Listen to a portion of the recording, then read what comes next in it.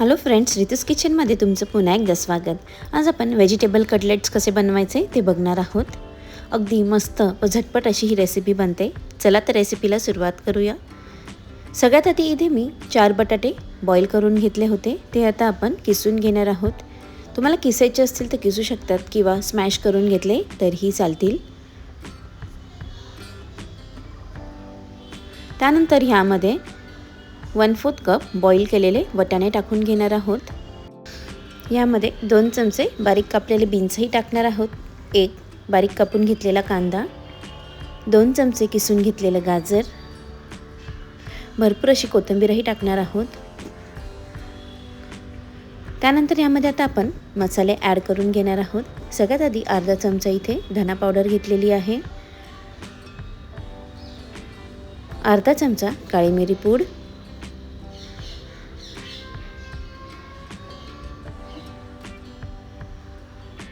अर्धा चमचा जिरा पावडर, अर्धा चमचा इथे आपण लाल तिखट टाकून घेणार आहोत. त्यानंतर ह्यामध्ये अर्धा चमचा आलं लसणाची पेस्टही टाकून घ्यायची आहे. इथे आपण कटलेट क्रिस्पी व्हावे म्हणून 2 चमचे तांदळाचं पीठ टाकत आहोत. तांदळाच्या पिठाऐवजी इथे कॉर्नफ्लॉवरचा वापर केला तरीही चालेल. 2 बारीक कापून घेतलेल्या हिरव्या मिरच्या टाकलेल्या आहेत. 1 कप ब्रेड क्रम्स.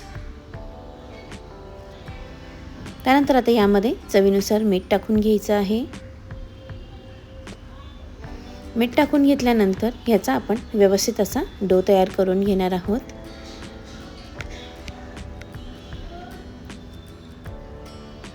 हे बघू शकतात इथे आपला कटलेटसाठी लागणारा डो रेडी झालेला आहे. चला तर आता ह्यातून आपण कटलेट्स तयार करूया. सगळ्यात आधी हाताला तेल लावून घ्यायचं आहे आणि तुम्हाला ज्या साईजचं कटलेट हवं आहे तेवढा पोर्शन तोडून त्याचं व्यवस्थित असं कटलेट शेप करून घ्यायचं आहे.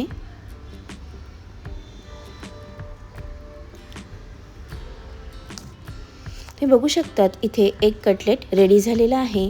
याच पद्धतीने आता आपण बाकीचे सगळे कटलेट्स शेप करून घेणार आहोत.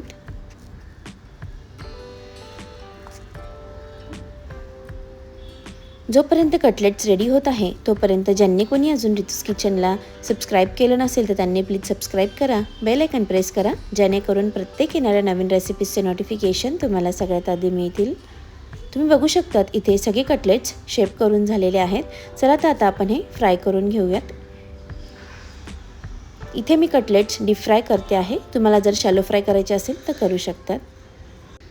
तेल व्यवस्थित असं गरम झालेलं आहे. त्यामध्ये आता कटलेट टाकून आपण क्रिस्पी आणि गोल्डन ब्राऊन होईपर्यंत तळून घेणार आहोत. जोपर्यंत बबल्स आहे तोपर्यंत आपल्याला कटलेट्स टर्न करायचं नाही आहे.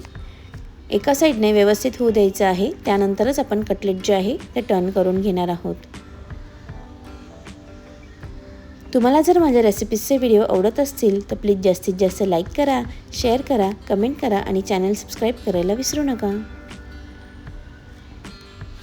कटलेट आता आपण टर्न करून घेणार आहोत आणि व्यवस्थित असं दुसऱ्या बाजूनेही फ्राय करून घेणार आहोत.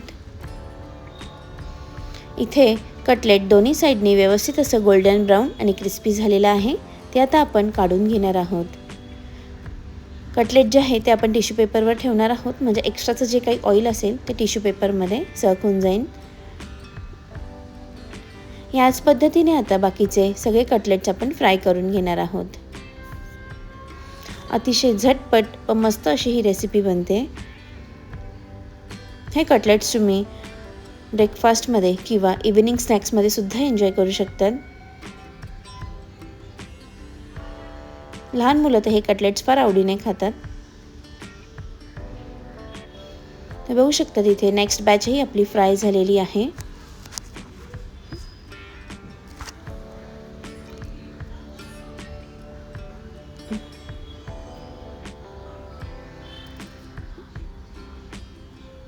अशा प्रकारे आपले सगळे कटलेट्स फ्राय करून रेडी झालेले आहेत. ही रेसिपी तुम्ही नक्की ट्राय करा आणि तुम्हाला कशी वाटली हे कमेंट बॉक्समध्ये कळवायला विसरू नका. रेसिपी बघितल्याबद्दल धन्यवाद. पुन्हा भेटूया अशाच एका नवीन रेसिपीसोबत. तोपर्यंत बाय बाय.